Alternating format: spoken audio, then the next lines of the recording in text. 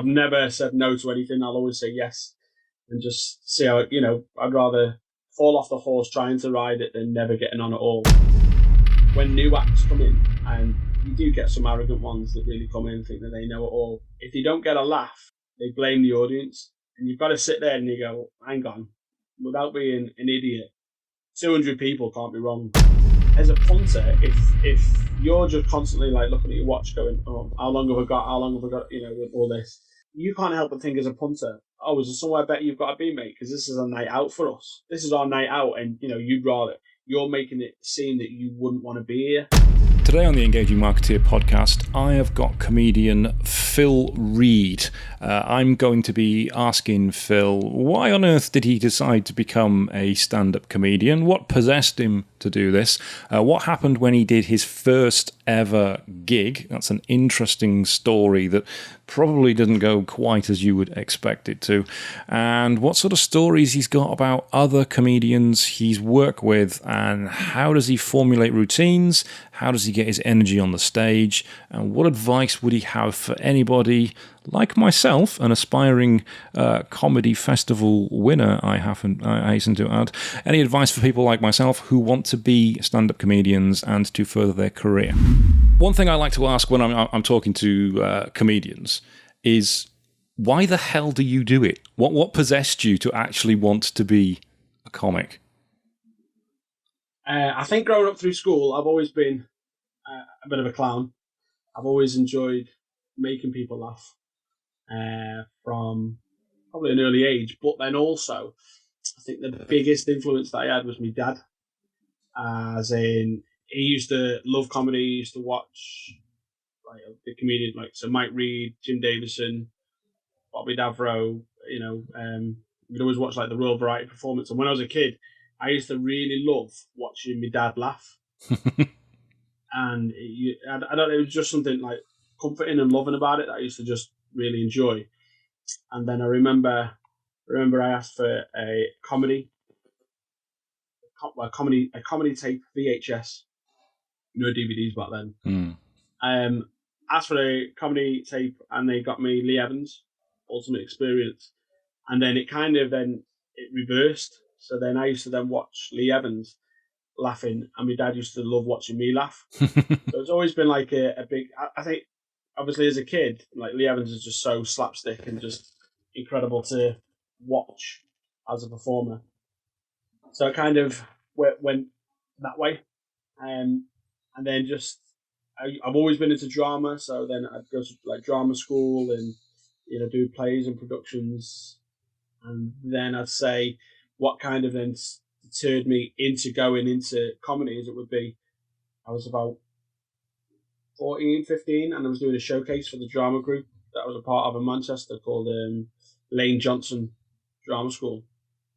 And David Johnson, who was the tutor, asked me to compare it. And I went, okay. Because I've never said no to anything. I'll always say yes. And just see how, I'd rather fall off the horse trying to ride it than never getting on at all, as they say. And he asked me to compare it, and I went, yeah, okay. And then just went on, and I remember just getting laughs from what I was saying, not from a script, not from behind a character or anything. And then, as I say, it was just that thrill, that buzz of getting live laughter without, because in script work, it's kind of all written down, and you go, oh, this is where the laugh will be, and this, that, and the other, and yeah, I think just getting it on myself. So then I just kind of went from there. But I just love it. I just love that feel of a live audience, and so that's what got me into it. So obviously that's going right back. So when you actually got up on stage to compare it, did you have anything in mind of what you were going to say? Did you have any sort of jokes, or just? No, I just remember one of the bits of advice that David said was that he said, oh, there's like a little bit where, everyone put your left hand up in the air, and then everyone put your right over in the air, and then just lower them down into the laps to the person next to you. So I did that, and then that got a laugh, and I was like, okay. And then I just started to go a bit off the cuff, because also as well, when I used to do drama within, I think this is maybe why he asked me to compare it, I assume. I could be wrong, but I was always good at improv. Yeah. and I'd always try and make it funny. People would want to, like, if we were doing like an improv session, even like throughout school, people would want to work with me because it'd be okay, and it's just that kind of like off the cuff thing. So it was just that. So he never gave me any advice per se. It was just, I mean, I'm sure if I went back to it now and watched it now, I don't think it'd be great, but it doesn't matter because it planted that seed for me to do what I do now. So when you told your family that you were going to be a stand-up comedian, what was the kind of response you got?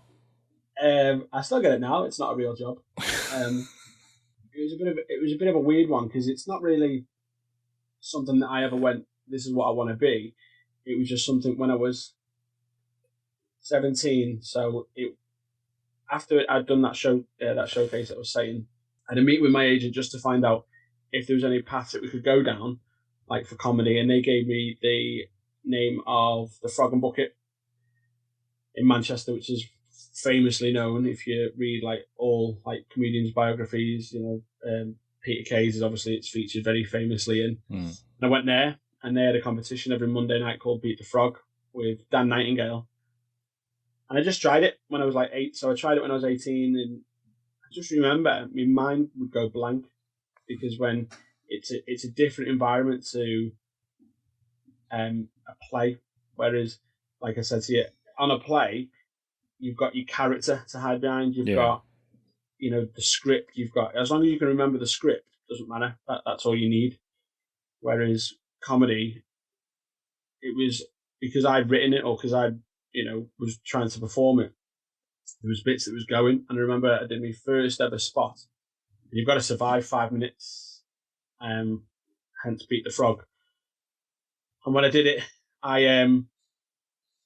think I was lasted for like 3.5 minutes, which I think for a new act was good. I probably would have gone on longer because the audience were willing me to go on longer, but I just couldn't think. I mean, mine just went completely blank. Each member of the audience, so 3 members of the audience, get given cards. So if they don't like you, they just put the card up. And it's not like anyone would ever, on that first one, it's not like they all went, oh, no, we don't like him, let's all put our card up. They were willing me on, and I think they just seen out of, it's kind of like, for the use of a better term, like putting the dog down. Well, he's in pain here, so we'll just put him out of his misery. Yeah, and then I've just gone on from there, but then after then, that's when I went down the road of getting a job on a holiday park, because going on to a stage, my biggest problem when I was analysing it, because I did it a few times after that as well, was I couldn't get out of that barrier of being able to just talk whilst people were looking at me. I kept on, that's what I was tripping over, and that's what kept on making my mind go blank, because there was no, as I say, no such script there. And it, I wanted it to feel like the comedy to feel natural and, spontaneous. So what was it like when you were trying to perform your own routine and it was just going from your head?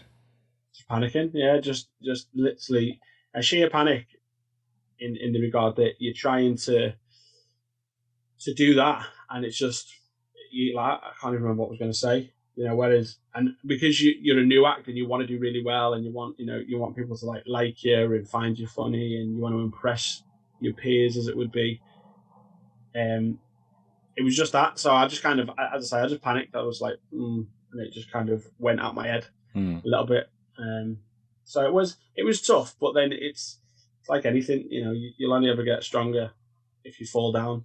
So it didn't put you off wanting to do it then? It didn't frighten you? No, not at all. I mean, there was one show I done, because where I live just outside Chester, in Ellesmere Port. So I had to drive to Manchester every Monday to go and do the competition, or the Mondays I was doing it. I remember I drove all the way to Manchester, went on for my spot, and I lasted 10 seconds and got carded off. And I brought a few friends with me as well. So the embarrassment of all that, and you're like, I just went and sat in the toilet. And then as soon as the break went, I went, right, we're going.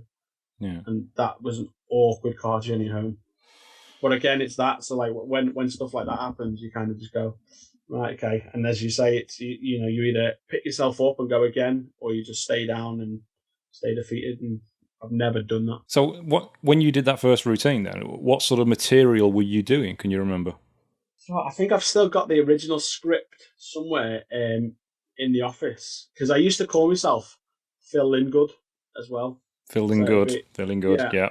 So that'd be in my head. I thought, oh, this will be brilliant. This, and again, it's 17, 18. So I would have in my head, it'd be like, ladies and gentlemen, please welcome to the stage Phil Lingood, and then I'd have James Brown. I feel good, like kind of bringing me on. I thought that was genius. I was like, oh yeah, this is going to be brilliant. And then, yeah, I mean, there was like little bits that I wrote that were good, and but I think because it was, again, I didn't see it at the time, but that's what you'd class as character comedy. It wasn't really authentic or genuine to myself.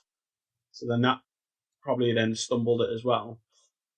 But I used to wear, like, I don't know, it was, I couldn't really remember what jokes were actually put in it. Not great ones, I could imagine. Because you're just trying to, like, break it all in, and stuff that you then think's funny at the time isn't funny. And also as well, I'll tell you what is one of the biggest learning factors that I've developed over the years is that it doesn't matter how funny I think it is, it's the audience. Yeah. So I can rehearse it and go, yeah, I'm going to say it like this, I'm going to do it like that. But if the audience don't find it funny, then there's no point. You may as well just throw it out. It doesn't matter how long you spent on it. So I think it was John Bishop, and he said, the only way to test it is with the audience. So if you don't like it, or if it gets a laugh, then it's got potential, it's got legs, and then just develop it from there. Good bit of advice, to be honest. Like when you look at it, and it doesn't matter, as I say, like when I think again when you're starting early doors, which is why I think John said this to me, was that you're then trying, you then, as I say, I used to go upstairs into my bedroom and I'd like say it over and over again in front of the mirror and stuff, and it's like you're not getting a real reaction because in your head you've written the joke and you go, oh, there's a laugh there. And I've seen this so many times with new comics as well, and this is the one bit of advice that I give is when you write a joke, don't ever write the laugh, because I made that mistake where you'd write the laugh, and if you then do it in front of an audience and the laugh doesn't come, it just throws you.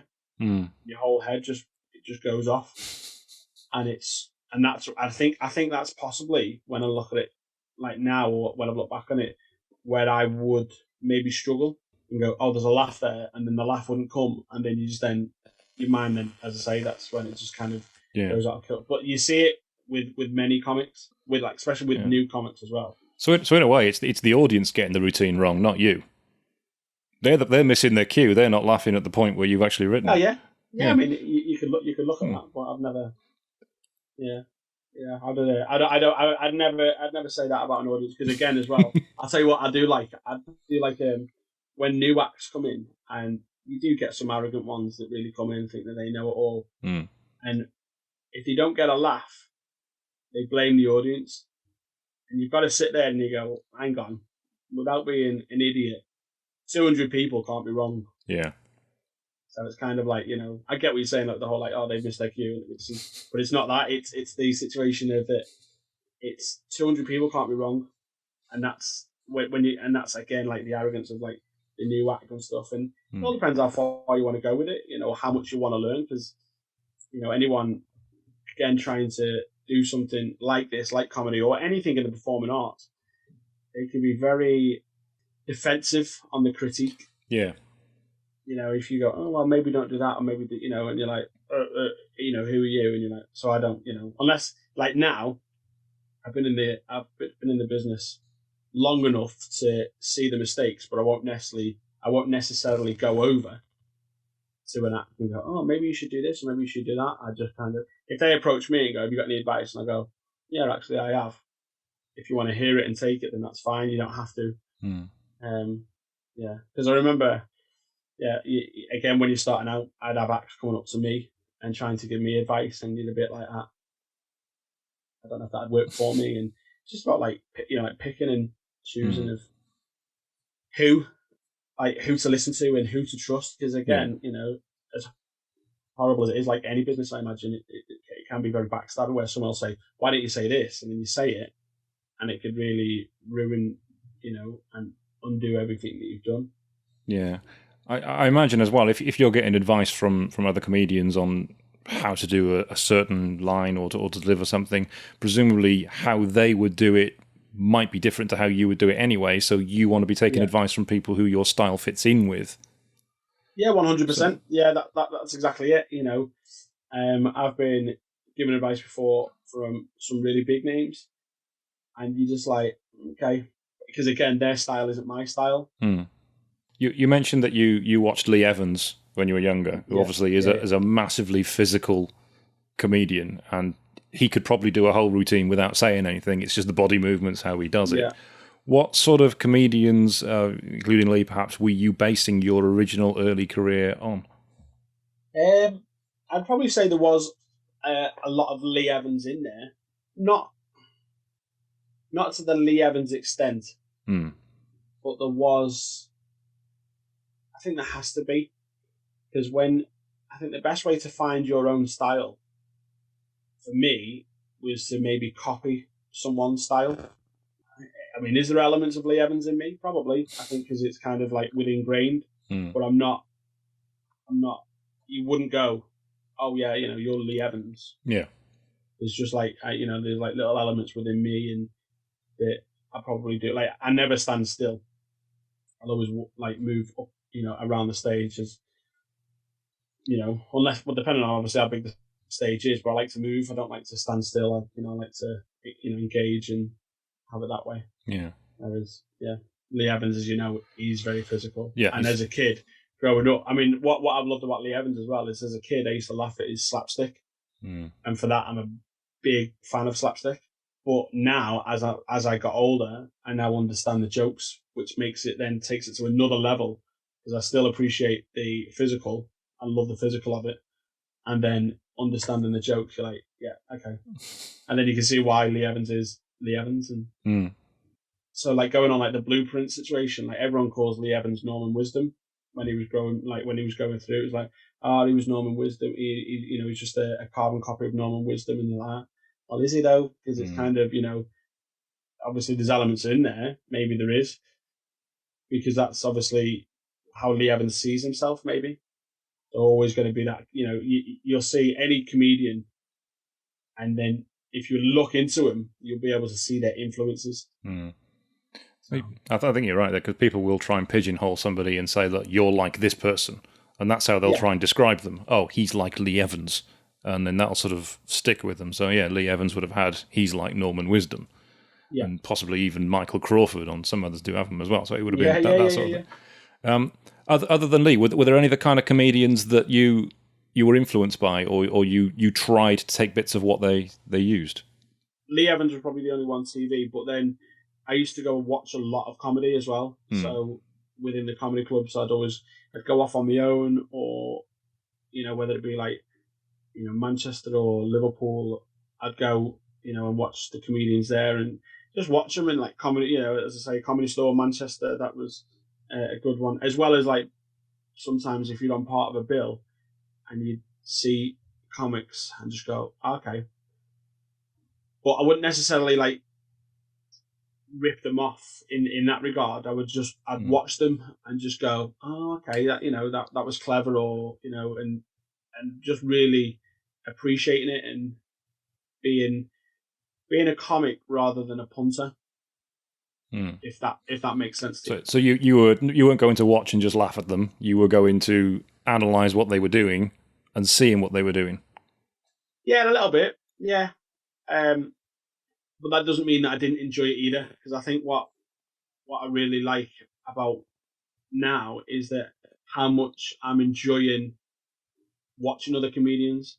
I still have that element of when I see another comic, I'll go, oh yeah. I mean, I'll see what he's doing, or you know, I'll see like the build up of the punchline. The build up of the joke, and then when he then delivered the punchline. There's been a few times that I've gone, I know what the punchline is before he's even delivered it. But again, I think that's just like an industry thing. But that being said, that doesn't mean that I can't watch other comedians. Like, I've come across a few comedians in the past, and probably still will in the future, where they'll go, I don't watch comedians, I can't stand them, I can't stand it. And you're like, that's the whole reason why, surely for me, that's the whole reason why you got into the business, because you love to laugh, you love that element of it, you love, you know. Yeah. just that feeling of joy and elation. Is there any particular kind of comedy that you don't like? Because I mean, there's comedy that I'm not a fan of. Say, for example, I'm not a big fan of Tim Vine with the punning. It's just not my kind of humour. I find it really cringy. No offence to Tim Vine, because he's brilliant at what he does. Then you've got sort of the storytelling comedy. So Dara O'Brien could spend half an hour on one story, for example.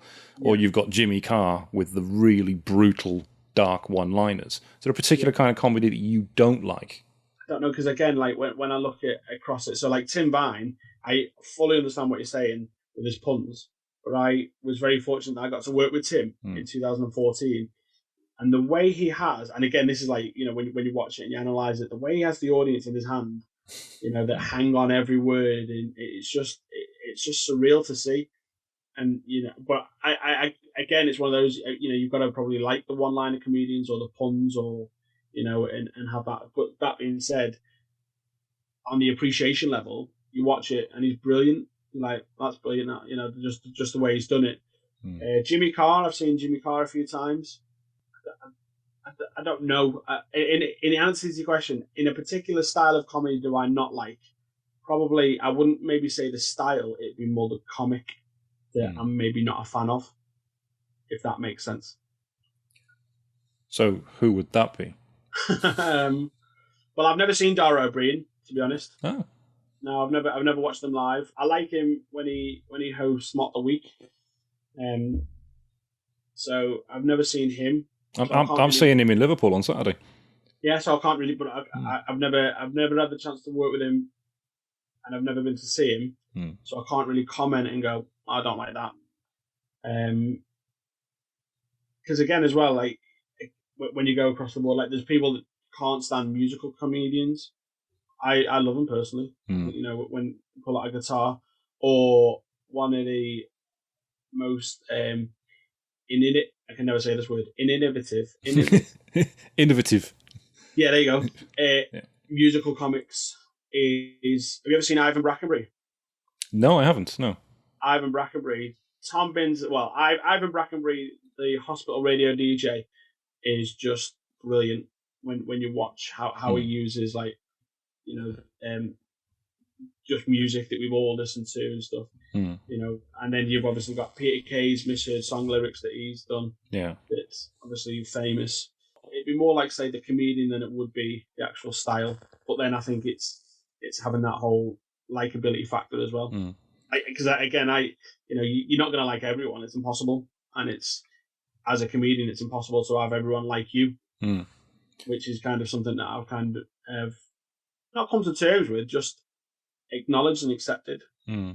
Yeah. See, I wouldn't. I normally wouldn't have thought myself as being a fan of musical comedy, because I'm not really into different kinds of music. Yeah, I saw Rich Hall a few years ago. Obviously, he does musical comedy, and I was front row, and he makes up songs on the spot, and how he does that, I do not know. Yeah. But he was going through the front row of the comedy of all the people in the audience, and I was at the end, and I knew this was coming as he was doing it, because he was asking people what they did for a living, and the first guy, I think, was something like a firefighter. Then you had a policeman. Then it was security guard, but not just a security guard, it was security guard in Iraq. Really dangerous job. And then he came to me, and he built it up as well. You must do something really heroic. What is it you do? I do SEO and web design. Yeah. And it fell completely flat when he did that, and he did a whole song about what I do. Yeah. And he must have, I don't know how he even knew what SEO was, but he did. Yeah. And he wrote the song about it on the spot. I wish it had been filmed. I wish it was one of the ones that was done for his tour, because it was like one of the funniest and proudest moments of my life that Rich Hall was singing me a song about SEO in comparison with all the other macho jobs that were next to me. So it's hilarious. Yeah. One thing I do want to ask is, the career of a comedian is very up and down, very difficult, very long trips, not necessarily for much money when you get there. How do you make that work? Again, as I've gone on through the years, and lockdown has played a massive part in this, but I think it's just more about having as many different fingers in as many different pies as possible. So I understand what you're saying. Like, as you look at it from a comedian, but then you think, well, what comedian, like, what comedian are you? Are you just a comedy club Friday and Saturday comedian? Or, I mean, I'm very fortunate in the situation that I've kind of opened myself up vastly. So I now, obviously, I do comedy clubs Friday, Saturdays. I do holiday parks. I do cruise ships. I do theatre support. During lockdown, I got a radio presenting job. So again, that's something to mark off on the CV. TV, like commercials, I'm trying to get into now. Christmas, I do Panto. So it kind of just opens it up. And I think that's, in order to make it work, you've got to open up your pathways. Because then if one door closes, then you've still got all the others.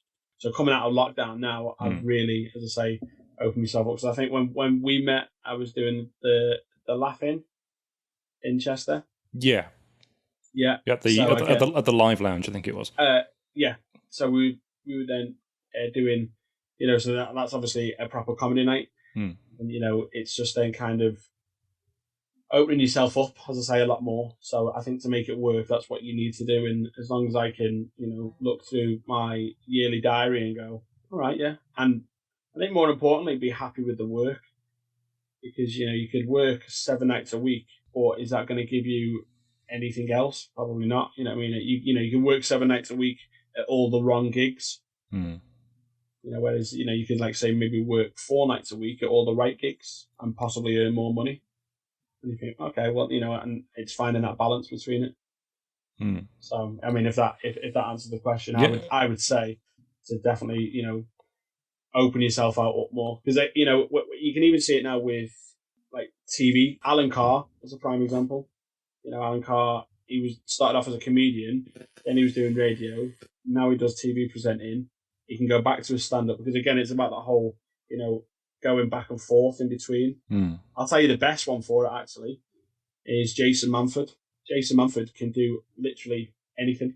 I mean, the guy is super talented, but then he also then done The Masked Singer. He done, is it Big Heads, Little Heads as the actual game show host.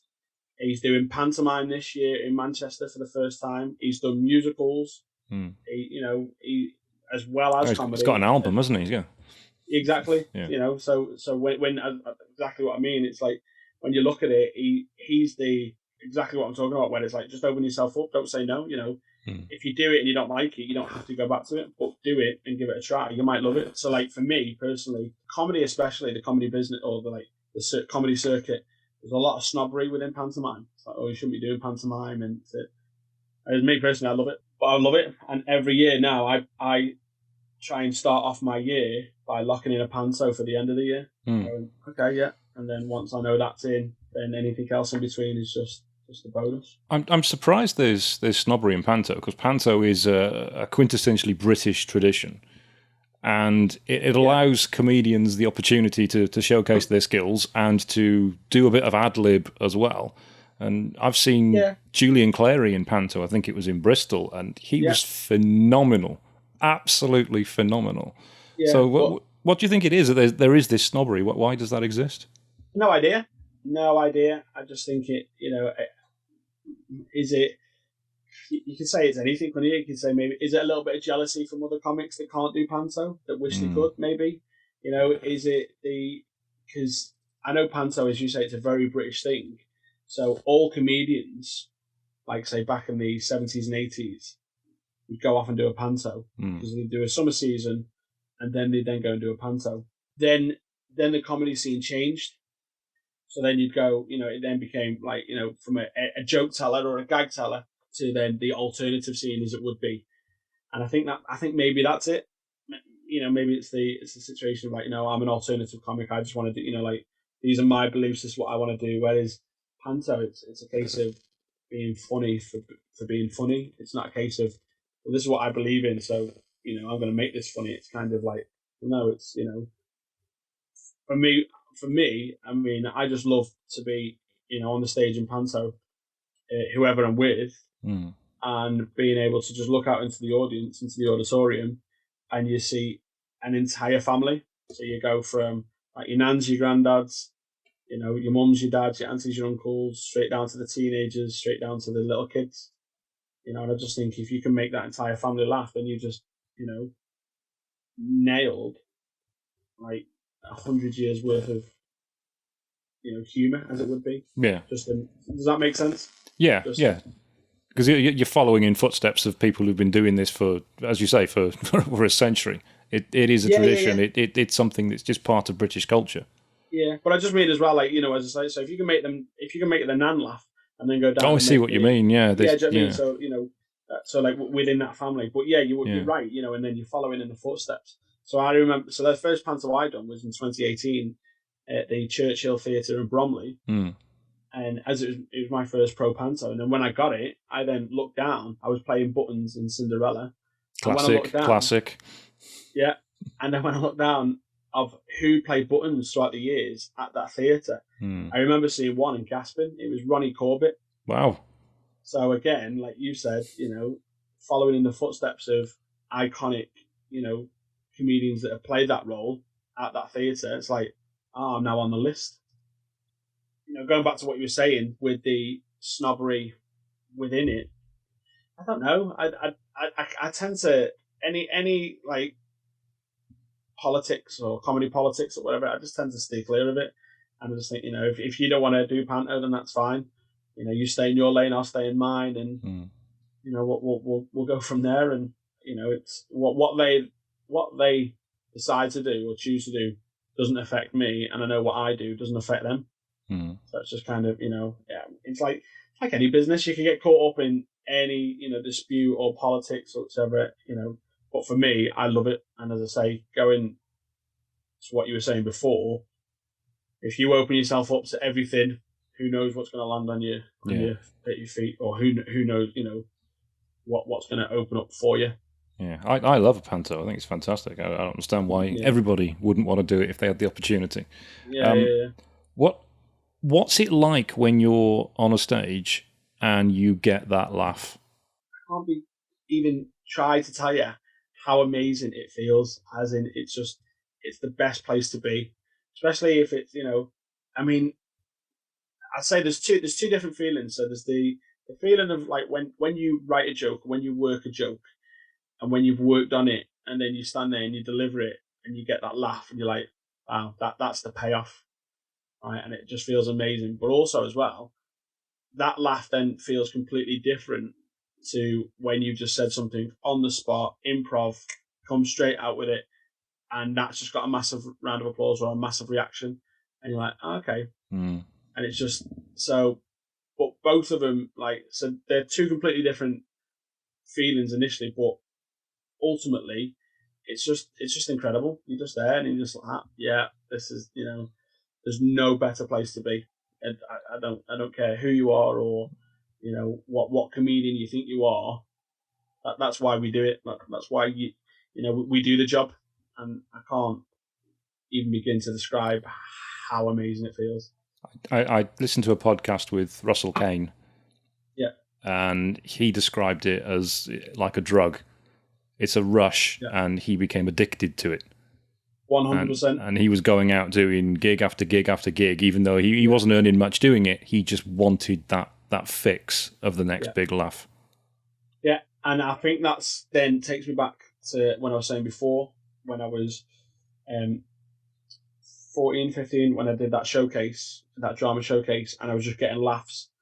That was what bit me. That was the bug that it gave, and yeah, he's right. The drug it gives you, the endorphins it releases, you walk around. It was like I came out from the dressing room not knowing who was going to be there, and I got approached by so many different people telling me how much they thought I was hilarious, how much they enjoyed me, and I didn't go out and intend to do that, but it was just like I think I was up like half the night that night, just like wide and buzzing, and it's just, so ultimately it probably could be the same as a drug as well, couldn't it? Because if you like driving back from a gig and you've had a great gig. That's why there's a lot of comedians that will drive back straight after the show.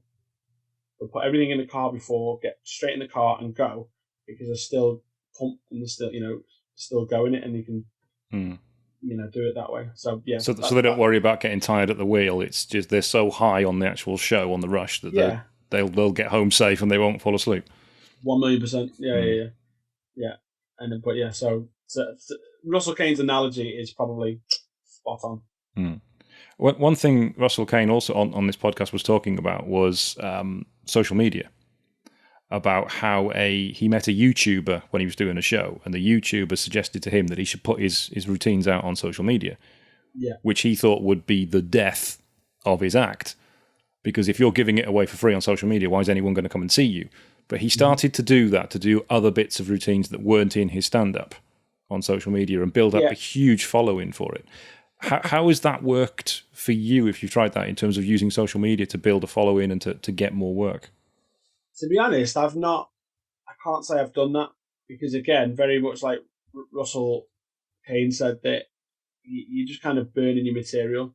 So there's, when you came to see me, did I do the Eye of the Tiger? I think you did, yeah. So the Eye of the Tiger, for me, is one of those routines that as soon as it goes on social media and you've seen it, you can't unsee it. It's then very difficult. I mean, it's always the fear of then if you then go into an audience, if you then go into to do a show and then the audience have seen it, that they'll then say something. You want to give them something new. You want to give them something that they've not seen. So I think I need to start doing maybe, and I've got opportunities now coming up of like say putting on stuff that isn't in a show up on social media and build up the following that way. That would be right, and that's the next step that I'm going down. But I've also as well, I've got to be quite mindful because looking at my like following, it's because I do holiday parks, because I do cruises, because I do Panto as well. I've got to be very mindful of what goes out there, and I've got a meeting with my management in a couple of weeks to just find out what to put out there, because if I do say a comedy club set and there's a bit of swearing or effing and jeffing or whatever in there, as there would be because it's comedy club and it's come to be expected, if I then put that out, does that then affect my family show? Would that then affect my like Panto side of it? So it's trying to find that balance. See, that's interesting because you've got different types of audiences then. So your stand-up comedy at the comedy clubs, they're going to be an adult audience. They're going to expect the full-on swearing repertoire. Whereas your Panto, obviously, that's a massive, big red flag. You cannot do that at a Panto. So what do you think you're going to do in terms of doing that for branding and getting yourself out there on social media when you have very different, essentially, audience avatars? Yeah, at the minute, that's what I'm still working out. We've been having exactly the same conversation. It's like on what dynamic do you want to go on, and where, if you can find that balance that you can kind of hit both, then brilliant. But it's finding that balance, and I think that's where, because I do feel that I maybe need to release more, but then I'm also a fan of, like TikTok, like during lockdown as well, like the little sketches that you can do on there and the little silly videos you can do on there. I'm a fan of that, and I've done a couple of sketches with the kids. One of them went viral, which was nice. But it's just, it's just trying to, as you say, find that balance between, that and that. And, you'd hope that if I was to release an adult clip on, on Facebook or it's not so much Instagram, because I think Instagram you can be younger, but say on Facebook, I think you've got to be 13. 13 officially. Yeah. So you then kind of like look at it and go, okay, well, if you're on Facebook, is it allowed? Is it doable? Possibly.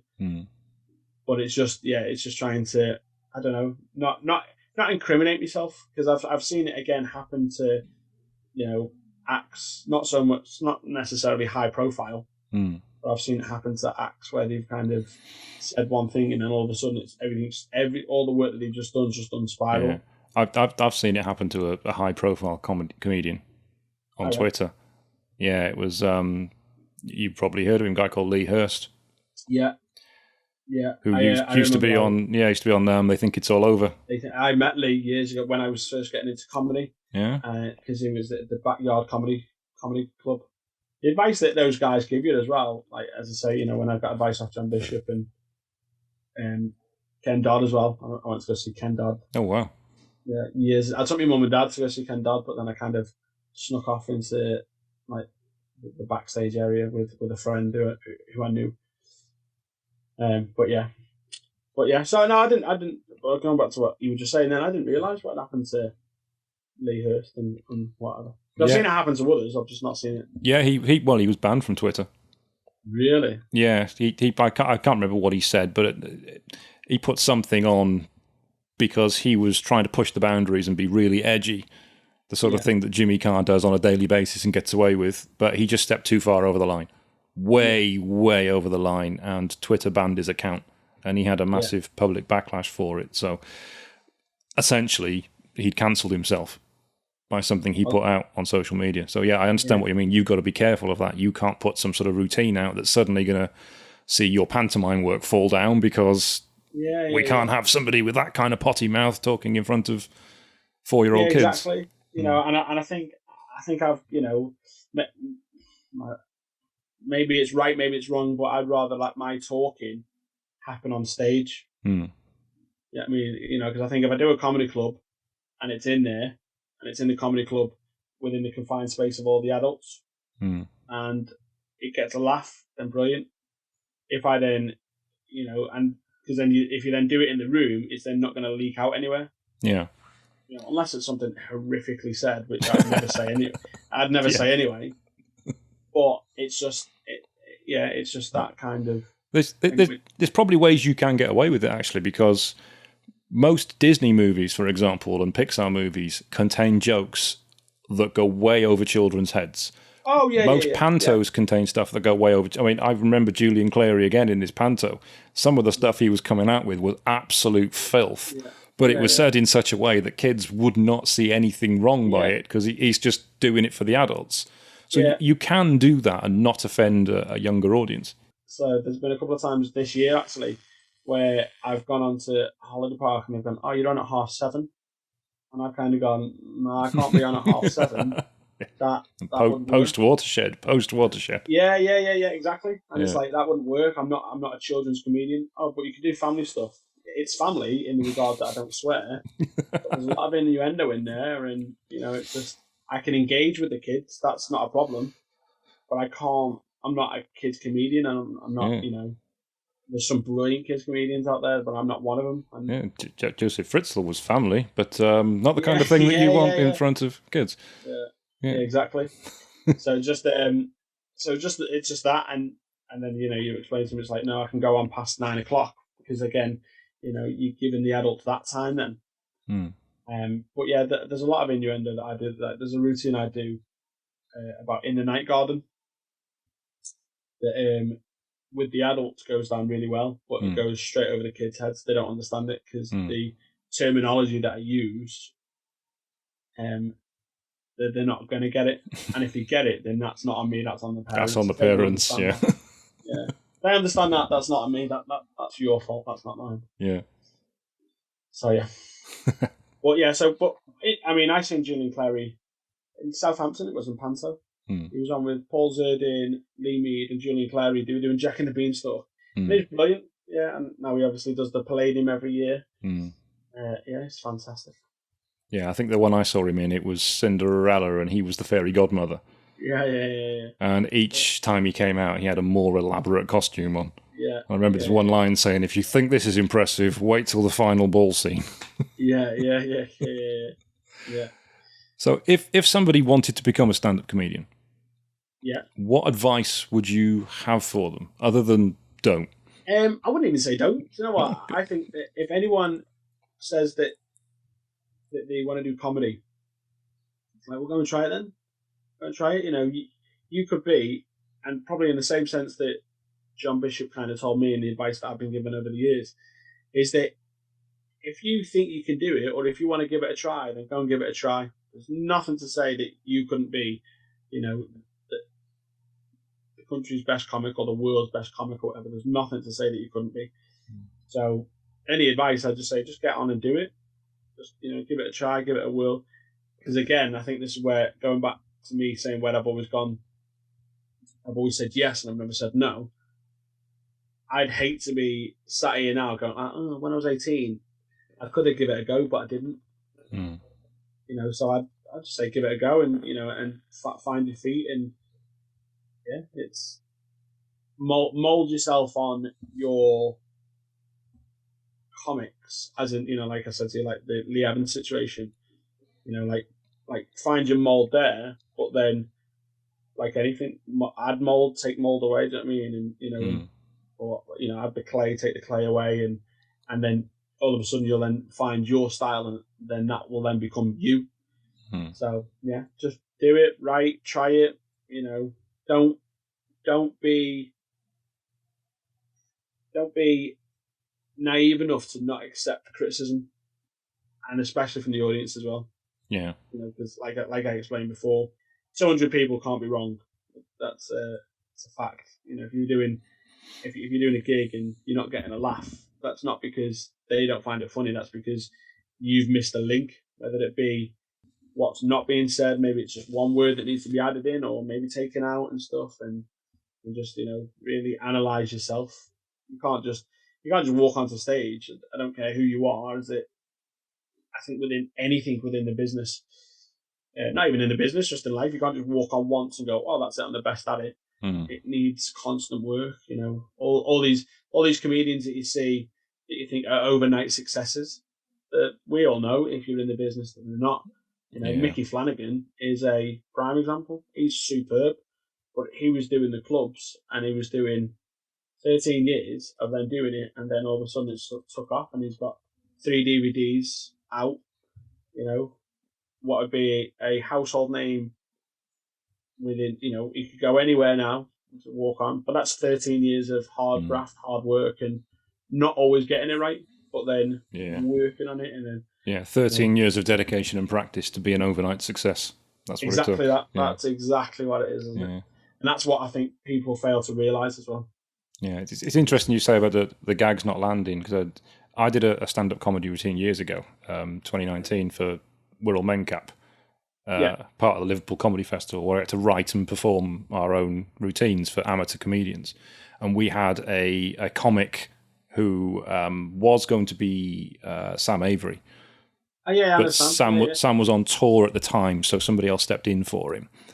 So we had 6 sessions with a comedian, basically going through the routines, what we're going to do. And the stuff that the comedian taught us, I think, was invaluable. I would have happily paid for that tuition, because I think it's useful for presenting, it's useful for sales, it's useful for so much. Yeah. But just watching yourself back when you're doing a rehearsal and you realise the things that you're doing you don't realise you're doing. Because mostly for me, it was movement. I was stepping back and forth like this constantly while I was doing it. And I was not aware of it. To be aware of your movement, like Lee Evans, every movement has to have a purpose. Every movement is funny. Make it purposeful. I got so much out of that. But when I actually did the routine at Prenton Park at Tranmere Rovers, there was 2 big gags that I thought were hilarious. Yeah. One particular one right at the end, and I barely got a murmur out of it. And I was waiting for that laugh and it didn't come. And it kind of threw me. But then there was another bit I said that I thought wasn't that funny that got people absolutely pissing themselves, got me a round of applause, and then I broke character because I wasn't expecting that at all. You don't know what the audience is going to find funny. Exactly that. And that's, again, it just rounds up what I said before. So what I've described, you've experienced. You wrote the laugh and went, oh yeah, and the laugh didn't come. And then you say something off the cuff, and then you're like, oh, okay, or a joke that you think, oh, this isn't going to work, but it does. Yeah. So but it's just it is all that. But then so when I see new acts now, I'd love to. There's some pet hates that I can't stand when I'm watching comedy, and you can only ever really see it within new acts. And that's one, and you may have seen it like on the course or whichever, but when you take the mic out the mic stand and you just leave the mic stand there, I don't get that. I don't understand it, because then all you're doing is you're just obscuring someone's view. and you're also restricting your movement as it would be. Yeah. Whereas if you're going to take the mic out the mic stand, move the mic stand behind you because you don't need it anymore because you've made that active choice to go, there's the mic in my hand, don't need that. Own the stage. Yeah, exactly. But if you're going to keep the mic, because I just find it, I think, well, why are you taking the mic out but not move the mic stand? It just doesn't.